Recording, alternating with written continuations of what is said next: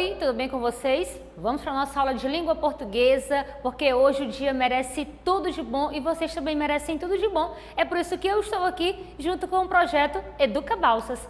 A mensagem de hoje é: não procure motivos para desistir. Sim, você Miguel, você Camila, você que está aí do outro lado da telinha assistindo aqui a aula, olha, não vai procurar motivos para desistir dos estudos não, por favor. Só procure motivos para continuar e abrilhantar o seu futuro, ok? Então vem comigo aqui, vem comigo que a nossa aula de língua portuguesa vai começar agora. O nosso gênero de hoje é editorial, texto argumentativo, texto opinativo, editorial. Talvez essa palavra seja difícil para vocês, mas no decorrer da explicação nós vamos ver que editorial não é uma coisa difícil, não é um texto difícil não. É por si só um texto muito, mas muito fácil. Então vamos lá. Como sempre, nosso componente curricular, língua portuguesa, professora Ana Patrícia, língua portuguesa, campo de atuação jornalístico, midiático, porque ele está ali dentro da esfera jornalística. Ele vai englobar fatos, vai englobar notícias aí desse jornalismo todo e midiático porque faz parte da mídia, das nossas redes. E hoje todo mundo sabe, nós estamos conectados, não é verdade? A nossa habilidade é analisar textos de opinião, porque sim, o editorial é um texto de opinião, é um texto argumentativo e ele vai nos fazer posicionar de forma crítica, de forma construtiva diante do que está sendo lido, diante do que está sendo interpretado.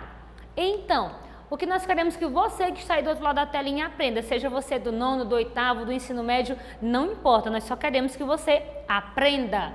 Reconhecer a estrutura dos gêneros argumentativos, porque todo gênero argumentativo tem uma estrutura a ser obedecida, a ser seguida. Reconhecer as teses e argumentos utilizados. Hoje mesmo eu vou te relembrar, não, eu vou te perguntar o que é tese e você tem que me responder. E tem que responder corretamente, porque eu já falei centenas de vezes aqui no nosso programa, no nosso canal. Reconhecer as condições de produção que contextualizam o texto e identificar o próprio ponto de vista e fundamentá-lo com argumentos.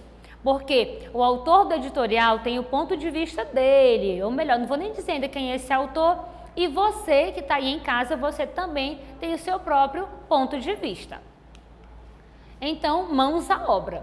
Editorial. Quais são as intenções principais? Qual é a intenção de um editorial? Gente, todo texto tem uma intenção. Não vem dizer que você escreveu um texto e ele não tem intenção nenhuma. Não, você está mentindo, está inventando. Todo texto tem uma intenção.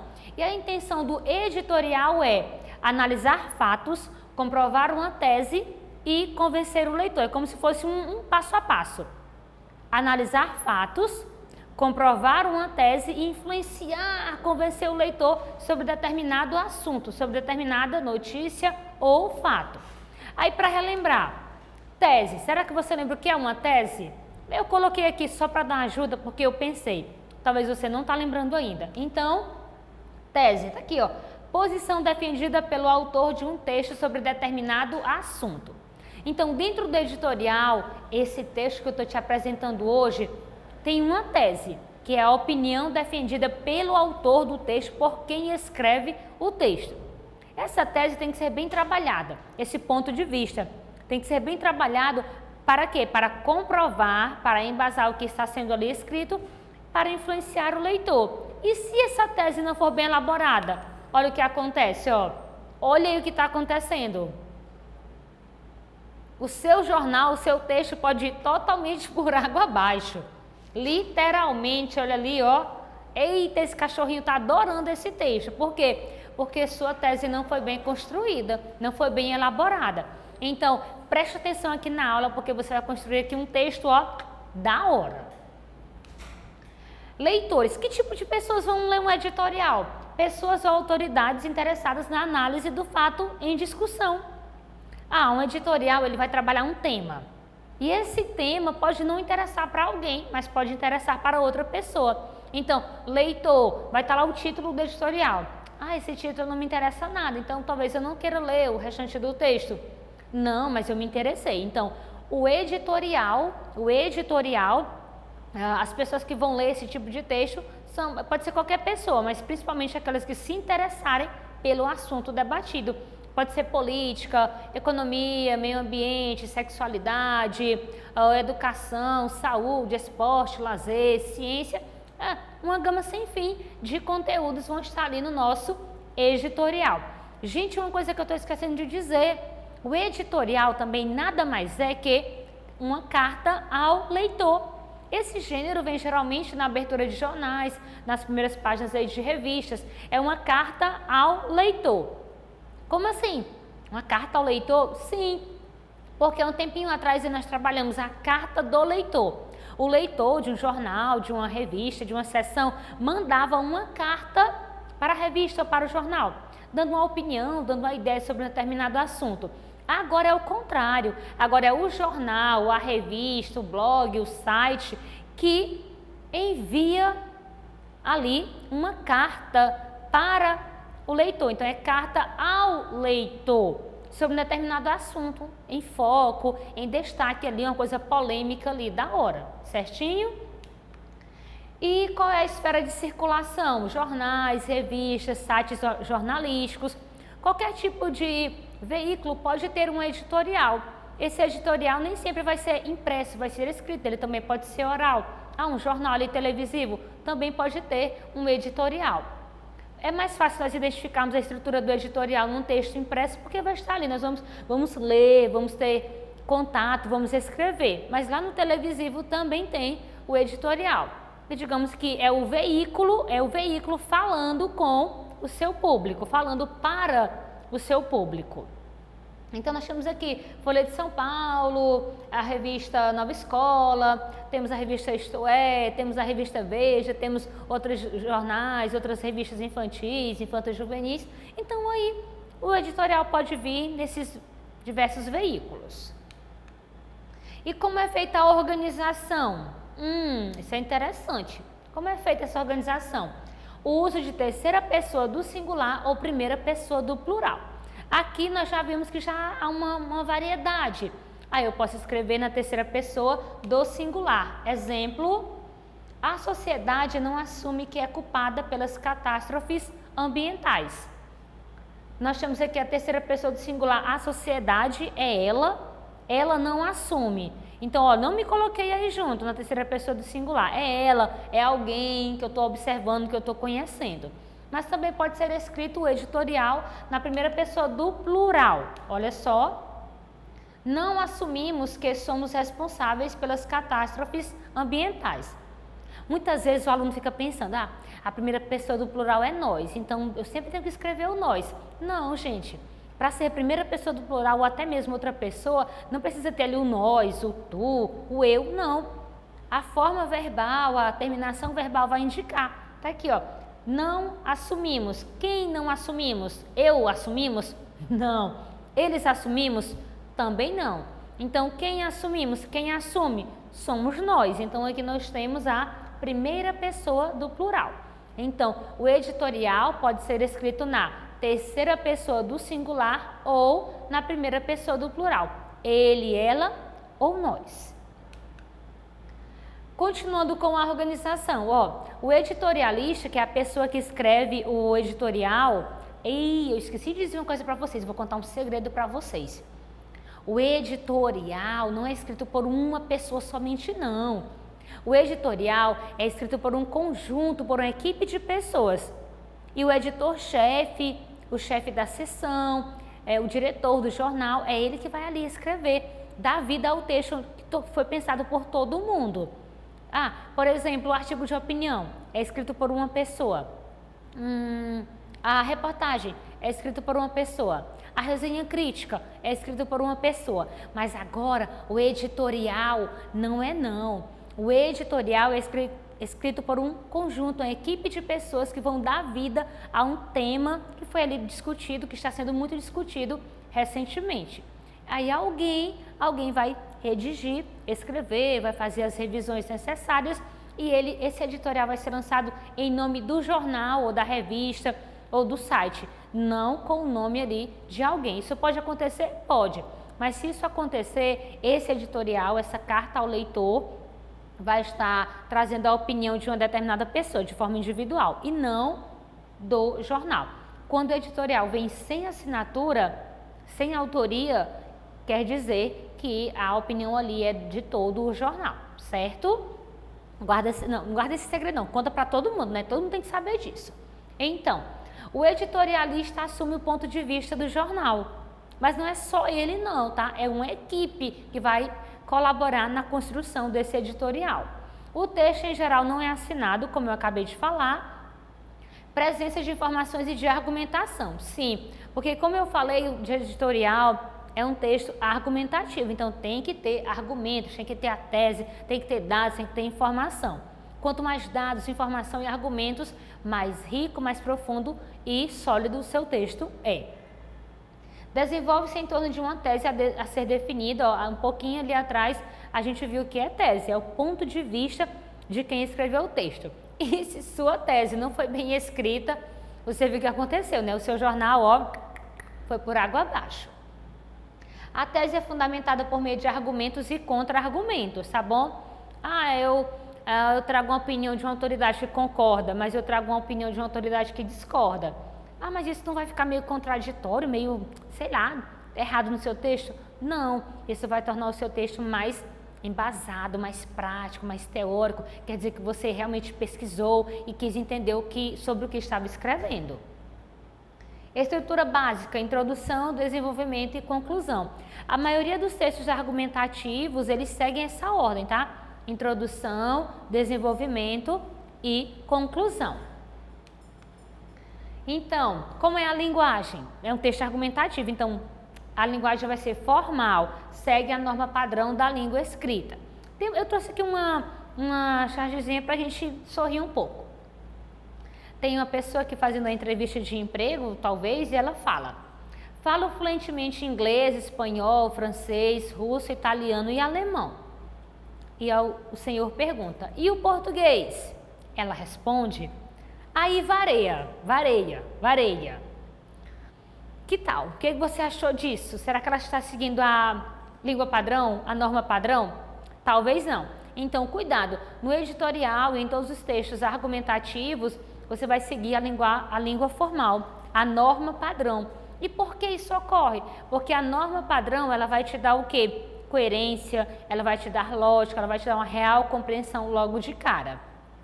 Porque quando nós utilizamos a linguagem informal, que vem de gírias, vem vícios de linguagens e muitas outras coisas, pode acontecer o quê? Do leitor não entender o que você quis dizer. Então, não vai haver comunicação. Então, o seu editorial não vai deslanchar. Então, nós vimos aqui que a garotinha pode não conseguir um emprego, por quê? Porque ela não domina a língua portuguesa, a norma padrão. Também trouxe isso aqui, ó. Sala de aula, professora ali sentada na sua cadeirinha típica, um aluno está ali dialogando e o aluno diz o quê? Aí, professora, eu e os brother tudo, tipo assim, não estamos achando maneiro as paradinhas do Nil português. Uau! Será que tem algum aluno que fala assim? Eu acho que tem. E a professora só fica o quê, coitada? Um ponto de interrogação. Será que ela entendeu o que ele quis dizer? Não. Talvez porque ela não entendeu. Porque essa linguagem é típica ali dos adolescentes, dos jovens. Ela não é comum para as pessoas mais velhas. Então aí já é uma disparidade, aí uma contradição. Eu tenho que escrever o meu editorial de uma forma que todos que vão ler, que peguem ali, mesmo que achem no chão ali o editorial largado, eles consigam compreender. Se eu dificultar a minha linguagem, não vou conseguir o que eu quero, que é transmitir o meu pensamento, o meu ponto de vista, a minha tese. Então, cuidado aí na hora de escrever o seu texto. Professora Patrícia, mas eu tenho dificuldade na escrita, elaborar as palavras. Pede ajuda ao professor, vai no dicionário, não sei, procura ajuda, porque você vai conseguir, tá? Não fica preso só à linguagem informal, não. No seu emprego, você vai precisar da linguagem padrão. Então, agora nós vamos ler aqui um editorial e eu vou trazer alguns aspectozinhos dentro aqui do editorial. Então, vamos começar. Como nós já vimos, um texto argumentativo começa com a introdução. A nova revolta da vacina, título. Movimento anti-vacinação pode não ser o fator mais reinante para a queda do índice de imunização, mas é o mais perigoso devido à rapidez da disseminação de ideias equivocadas. aqui chamado de linha fina. Nem todo editorial vai ter uma linha fina, que é como se fosse um subtítulo do texto, tá? Nem todos, não é obrigatório. Aí abaixo nós temos o quê? Gazeta do Povo, que foi o jornal que fez a assinatura, que assinou aqui esse editorial, como eu já falei para vocês ainda agora. Nem sempre o editorial. Na maioria das vezes, quem assina o editorial é o próprio jornal. Folha de São Paulo, Correio Brasiliense, Correio de Balsas, e não a pessoa em si. Então, começamos a introdução com o quê? Título, linha fina. E, novamente, nem sempre o editorial vai ter uma linha fina. Continuando com a introdução. O Brasil já precisa lidar com alguns sinais já evidentes de subdesenvolvimento no campo da saúde, como os frequentes surtos de doenças transmitidas por mosquitos e que um dia já estiveram sob controle no país. Agora tem de conviver também com a volta de outras doenças que já tinham sido erradicadas graças a bem-sucedidos programas de vacinação. Aqui eu vou destacar o quê? O Brasil e precisa. Tá, eu estou destacando o que aí, professora Patrícia? A linguagem, o uso da norma padrão. Vou destacar aqui a concordância verbal. Cuidado com o seu texto. Na hora de escrever o seu texto, fique atento para a concordância verbal, que é o quê? A concordância feita entre o sujeito e o verbo. Aí eu tenho que observar. O sujeito é o quê? Primeira, segunda pessoa do singular, primeira, segunda, terceira pessoa do plural, é um sujeito composto, é um sujeito simples, é um sujeito com número percentual. Então, tudo isso eu tenho que estar observando para fazer a concordância necessária. Quem é o Brasil? Terceira pessoa do singular. Então, o verbo precisar tem que vir na terceira pessoa do singular, concordando com o sujeito. Também vou destacar aqui doenças e erradicadas. Doenças é um substantivo, erradicadas é um adjetivo aqui. Então, isso quer dizer o quê? Vou trabalhar o quê? Concordância nominal. A concordância nominal já é a concordância, é a combinação que eu faço entre substantivos e demais classes gramaticais, um pronome, um adjetivo, um numeral, um artigo. Doenças é o quê? É um substantivo feminino e está no plural. Então, o adjetivo que se refere a ela também tem que fazer essa concordância. Está no feminino e no plural, doenças erradicadas. Aqui é só uma brechazinha para vocês entenderem, mas todo o texto é composto disso, concordância verbal, concordância nominal, porque isso vai gerar o quê? Um texto coeso, um texto coerente. O sarampo, por exemplo, já assusta diversas regiões brasileiras e a poliomielite também preocupa o Ministério da Saúde. Aqui eu destaco assusta e preocupa. Isso quer dizer o quê? O uso da terceira pessoa do singular nesse caso. O sarampo é ele assusta. A poliomielite é ela preocupa. Então, novamente, aqui nós vamos trabalhar a concordância verbal. O verbo vai concordar com o sujeito. Agora nós vamos para o desenvolvimento. Mas o que acontece antes do desenvolvimento? Relembra, num texto argumentativo, o que é uma introdução? Eu sei que você sabe. A introdução é a apresentação do texto. Introdução é a apresentação do texto. É onde você pode trazer a sua tese, onde você pode trazer os dados ali de forma limitada para depois ir aprofundando. Então, é como se você fosse apresentar alguém para os seus pais, um amigo para os seus pais, uma amiga. Pai, mãe, esse aqui é o fulano de tal, ele estuda comigo, ele tem tantos anos e mora no bairro tal. Isso é a introdução, é uma apresentação para o aprofundamento do seu tema, do seu texto. Então, vamos agora para o primeiro parágrafo do desenvolvimento.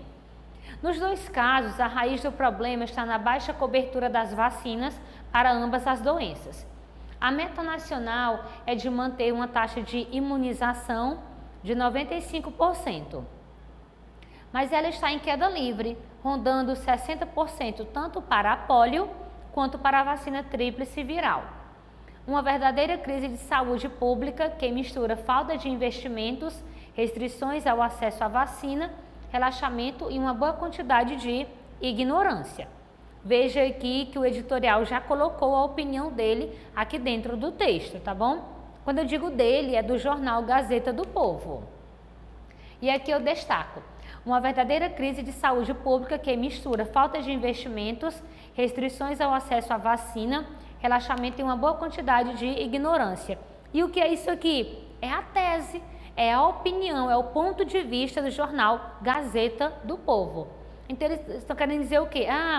As pessoas não querem mais se vacinar, o governo não divulga campanhas de vacinação. Isso é a partir do quê? Uma verdadeira crise pública está acontecendo. Falta investimentos, falta acesso à vacina, tem relaxamento das pessoas que não mais assim, não cumprem ali a carteirinha de vacinação. Então essa é a tese do jornal Gazeta do Povo, a opinião deles. E essa opinião que vai ser defendida no decorrer do texto. Aqui.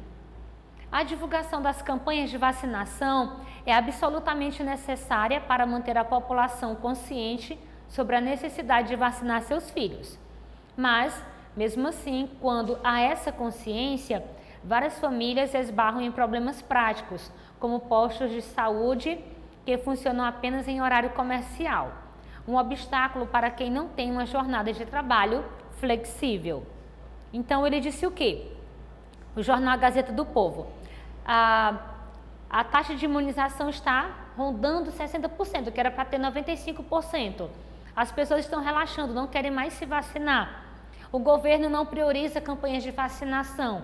Aí ele ainda vem o quê? Com o que mais? As pessoas não conseguem ir lá levar seus filhos para vacinar. Por quê? Porque os postos estão fechados, só abrem em horário comercial. E tem pessoas que trabalham o dia inteiro. Não tem um horário livre, não tem um horário de almoço. Como é que vão levar seus filhos para vacinar? E durante o fim de semana os postos ainda estão fechados. Então o que acontece? Ele traz aqui, o primeiro argumento. Por que as pessoas não estão vacinando seus filhos, as famílias? Porque os postos de saúde só funcionam em horário comercial. E eles não têm tempo disponível durante a semana para ir levar os filhos para vacinar, ou até mesmo para se vacinarem, porque as empresas não liberam e outros fatores. Então ele traz aí um primeiro argumento. Ok? E ainda que os especialistas ouvidos pela Gazeta do Povo afirmem que o movimento anti-vacina ainda é pouco relevante no Brasil, não há como subestimar a ignorância envolvida na recusa voluntária de vacinar os filhos. Teorias da conspiração, como as que associam a vacina da tríplice viral ao autismo, se espalham pelas mídias sociais e colocam em risco toda a população. Aqui eu trouxe o quê? Especialistas ouvidos pela Gazeta do Povo. O que é isso? Vozes, diferentes pontos de vista.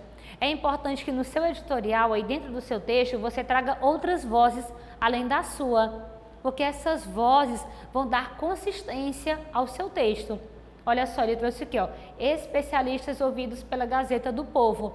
Além do ponto de vista deles, eles trouxeram de outras pessoas, e essas outras pessoas são especialistas no que se refere aí a campanhas de vacinação, a vacina, a coisas do tipo. Tá aqui, os especialistas afirmam que o movimento antivacina ainda é pouco relevante no Brasil. O que acontece aqui? Ele trouxe outro argumento. Por que a gente não está dando assim muita atenção a esse movimento antivacina? Ai meu Deus, será que você sabe o que é o movimento antivacina? Gente, o que acontece? Tem pessoas que ficam por aí promovendo, a campanha antivacina, que as pessoas não devem se vacinar, porque as vacinas trazem doenças, são as vacinas que geram doenças. E nós sabemos que é totalmente ao contrário, não é verdade?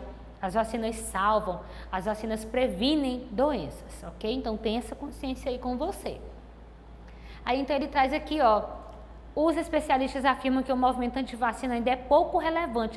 Não merece atenção não. Mas o que acontece?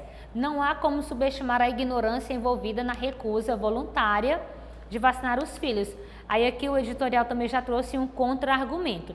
De um lado, não vamos dar atenção para o movimento antivacina. De outro, não podemos ignorar isso. Por quê? Porque as pessoas que não têm uma ciência, não têm um estudo talvez adequado, ou simplesmente por não quererem saber a verdade, elas preferem acreditar nisso. que determinada vacina gera o autismo, que determinada vacina origina o sarampo e não a doença em si, a ignorância em si, ok? Então, dentro do editorial é importante que você saiba utilizar argumentos, motivos, causas para o que está acontecendo e contra-argumentos, que aí você vai trabalhar, vai pesar direitinho o seu texto. A legislação brasileira, opa, tá lá em cima o quê? Conclusão. Então, introdução, apresentação do tema, apresentação do texto. Desenvolvimento, você vai aprofundar o seu texto trazendo argumentos, contra-argumentos, vozes de outras pessoas além da sua, nesse caso além do jornal, além da revista. E por fim vem a conclusão. A legislação brasileira, por meio do Estatuto da Criança e do Adolescente, tornou a vacinação obrigatória. Os militantes anti-vacina argumentam que se trata de uma imposição e uma interferência indevida do Estado. Nada mais errôneo, porque não há motivos razoáveis para negar a vacina às crianças e a preservação da saúde justifica a ação estatal neste caso. O que está aqui na conclusão? Deixa bem explícito que o quê? O governo disse o quê? Vacinação é obrigatório, todos devem se vacinar. Claro, tem pessoas que não querem, que não vão, que não se vacinam, mas é obrigatório, é uma meta a cumprir, é a saúde a zelar. Aí o que acontece? Os militantes, as pessoas que são a favor do movimento anti-vacina, que defendem o movimento anti-vacina, dizem que o governo está autoritário, está impondo uma situação que não deve ser imposta. Aí é que eu trago o quê?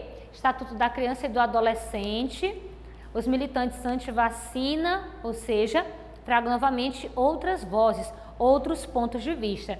O Estatuto da Criança e do Adolescente, por meio da legislação brasileira, tornou a vacinação obrigatória. Essa é uma voz do Estatuto da Criança e do Adolescente da legislação brasileira.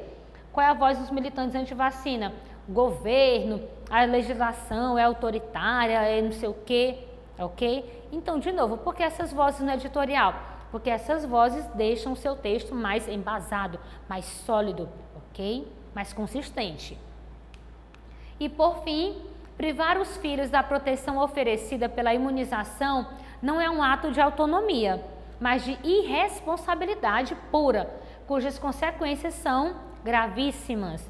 Olha só, o que acontece aqui na conclusão?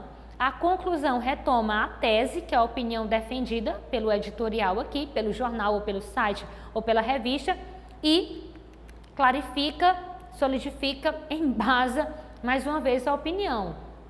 Privar os filhos da proteção oferecida pela imunização não é um ato de autonomia, mas de irresponsabilidade pura. E ainda utiliza a expressão irresponsabilidade pura para confirmar o que eles pensam. Se você não leva o seu filho para vacinar, você está sendo irresponsável, não está zelando pela saúde. E o que acontece? Quando você se vacina, você não zela apenas por sua saúde, mas a saúde de toda a população. Porque doenças contagiosas estão aí, a todo momento. Nós temos agora o coronavírus, o Covid-19. Então, se você não vacina, você está colocando em risco não só a sua vida, mas a vida de todo mundo ao seu redor. Então, vimos aqui no editorial. Deixa eu relembrar, o editorial é um texto assinado pelo jornal, ou pela revista, ou pelo site jornalístico. Não é assinado por uma pessoa. Pode ser, pode, mas se isso ocorrer, a opinião defendida ali, a tese, vai ser da pessoa e não do jornal. Tem título, pode ter subtítulo também, que é a linha fina, se você quiser, caso não precisa. Ele é dividido em introdução, a apresentação, desenvolvimento, aprofundamento do tema, do assunto, e vai vir com argumento, com contra-argumento, com vozes de outras pessoas, de outras autoridades, e a conclusão, que é o fechamento do seu texto, retomando a tese para confirmar a opinião que está sendo defendida aí. Então, meu Deus, nós já chegamos ao que vimos hoje. Então, o que nós vimos hoje? Lembra aí, fala para mim que eu estou te ouvindo. Vimos o quê? Editorial. E agora eu quero o quê? Eu quero que você em casa produza um editorial. Escolha um tema, pode ser a vacinação contra o coronavírus, pode ser o meio ambiente, o Rio Balsas, pode ser voltar às aulas aí presenciais, mas escreva o seu editorial. Leva para a professora lá na sua escola, seja no Cláudio Vidigal, seja no Moisés Coelho Silva, em qualquer escola. Leva para a escola e diz assim, professora, consegui aqui escrever o meu editorial, a professora Patrícia me ajudou, agora você vai terminar aqui na minha ajuda. Mas eu só quero o quê? Que você aprenda e novamente, ninguém fora da escola, tá bom? Eu desejo o que para você? Bons estudos e até a próxima aula. Tchau, tchau!